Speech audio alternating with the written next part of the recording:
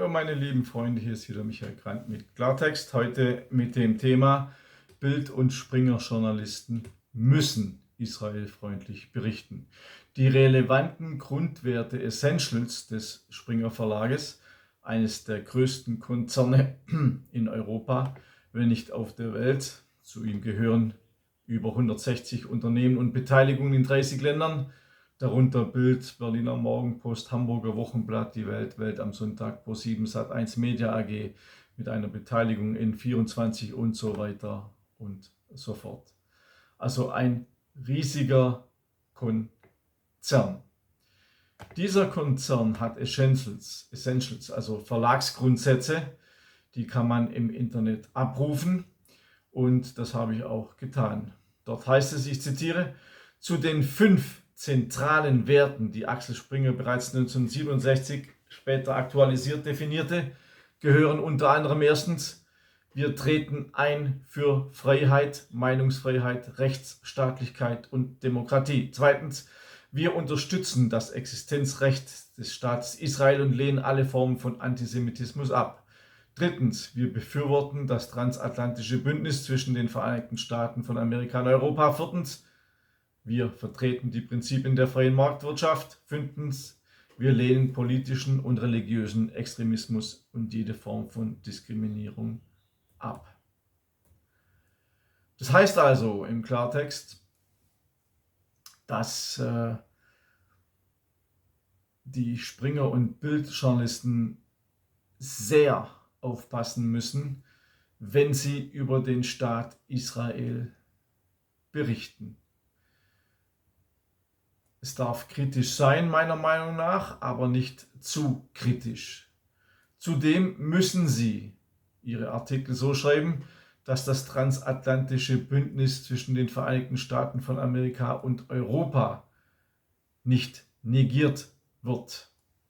Alleine das ist ja auch schon eine Aussage. Also wenn man schon im Arbeitsvertrag drinstehen hat, dass man bestimmte Dinge beachten muss bei seiner freien journalistischen Aufgabe, die eigentlich heißen sollte, dass man beide Seiten sieht, dass man auch Israel kritisieren darf und auch Israel verurteilen darf für das, was die Regierung macht, diese Völkermorde, die Israel bisher betrieben hat, dann weiß man ja, wohin der Hase läuft. Die Bedeutung dieser Verlagsgrundsätze, Essentials für die Mitarbeiter, diese Werte sind nicht nur eine philosophische Ausrichtung, sondern haben arbeitsrechtliche Relevanz. Eine vertragliche Bindung, die Mitarbeiter verpflichten sich, diese Grundsätze bei ihrer Arbeit nicht zu unterlaufen. Zweitens, Konsequenzen. Verstöße gegen diese Prinzipien können arbeitsrechtliche Folgen haben. So bestätigen Gerichte in der Vergangenheit Kündigungen von Mitarbeitern, die sich öffentlich in einer Weise äußerten, die den Essentials, zum Beispiel in Bezug auf Israel, massiv widersprach. Journalistische Freiheit. Der Verlag betont, dass diese Leitlinien keine Kritik an einen einzelnen politischen Entscheidungen verhindern sollen, sondern ein grundlegendes Bekenntnis zu den Werten darstellen. Was immer das heißen mag, es ist für mich eine Einschränkung der journalistischen Arbeit. Ich bin seit über 30 Jahren Journalist und ich würde niemals einen Vertrag unterschreiben, in dem solche Dinge aufgeführt sind. Im Klartext, dadurch ist der Springer Verlag für mich ganz klar befangen. Denn ich frage Sie, wenn schon einer der größten Medienkonzerne der Welt solche Essentials erlässt, wie kann er dann objektiv beispielsweise über die Palästinenser oder Anti-Europäer berichten? Habt ihr schon mal einen objektiven Bericht gelesen der Anti-Europäer, also jener Menschen, die gegen Europa sind, einen objektiven, nicht einen diskriminierenden? Oder habt ihr schon mal einen objektiven Bericht in der Bild-Zeitung gelesen über die Palästinenser, über das, was die Menschen erfahren müssen, Tag für Tag. Ich war dort, ich habe es mir angeschaut. Habt ihr schon mal Berichte gelesen oder ist es umgekehrt, dass man eher das, was Israel macht, ein bisschen beschönigt, verherrlicht und Europa in den größten Tönen lobt?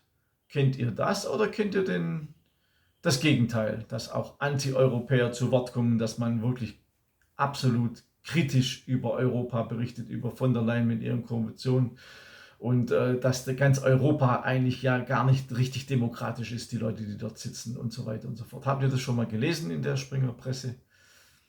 Ich tue mir da schwer, das so einordnen zu können, dass die Springer-Presse total objektiv ist nach diesen Verlagsgrundsätzen, die sogar im Arbeitsvertrag stehen. Im Arbeitsvertrag, das muss ich mal vorstellen.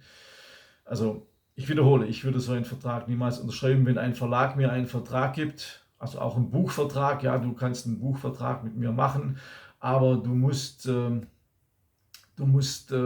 beschönigend schreiben, du musst das transatlantische Bündnis zwischen den Vereinigten Staaten von Amerika und Europa befürworten und so weiter. Befürworten heißt für mich gutheißen. Gutheißen heißt für mich nicht kritisieren. Also ja, vielleicht sieht es ja irgendein Springer oder ein Bildjournalist dieses Video und kann mich da mal ein bisschen aufklären, was es in der Praxis eigentlich bedeutet, wenn ihr in Palästina seid und seht dort die Gräueltaten, die man den Menschen antut. Dürft ihr darüber berichten? Oder sagt der CVD, also der Chef vom Dienst, nein, das kommt nicht in Frage? Oder wie ist das? Wie läuft das? Das würde mich mal interessieren. Also ja, würde mich einfach interessieren.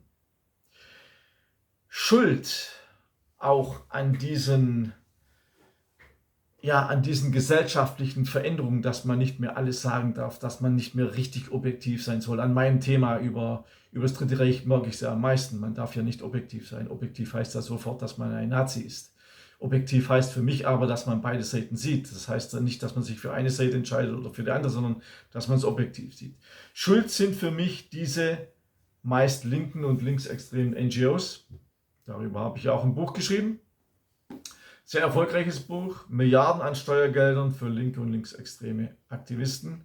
Hier stehen alle diese drin, diese Hate Aid, Antonio Amadeus Stiftung, wie viele Millionen sie hineingeschoben bekommen und so weiter von eurem Steuergeld. Hier steht alles drin. Auch da steht drin, warum die CDU die 551 Fragen, die sie einst selber gestellt hat, jetzt plötzlich nicht mehr beantwortet haben will, sondern sich mit dem zufrieden gibt, was man ihnen vorgegeben hat und so weiter. Also ihr könnt es euch nicht vorstellen. Dieses Buch, zweite Auflage erschienen, holt es euch, wenn ihr erfahren wollt, wo euer Steuergeld hingeht, für welche idiotischen und manchmal wirklich deppenhaften Projekte man das ausgeben muss, dieses Steuergeld.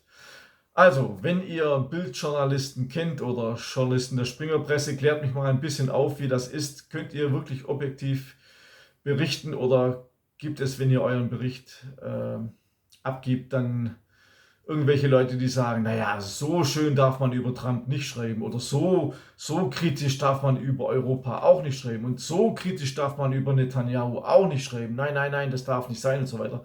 Klärt mich mal auf. Ich wünsche euch alles Gute, bis zum nächsten Mal. Abonniert meinen Telegram-Abo-Kanal und meinen Newsletter auf www.michaelgrant.de. Alles Gute, bis zum nächsten Mal, euer Michael Grant.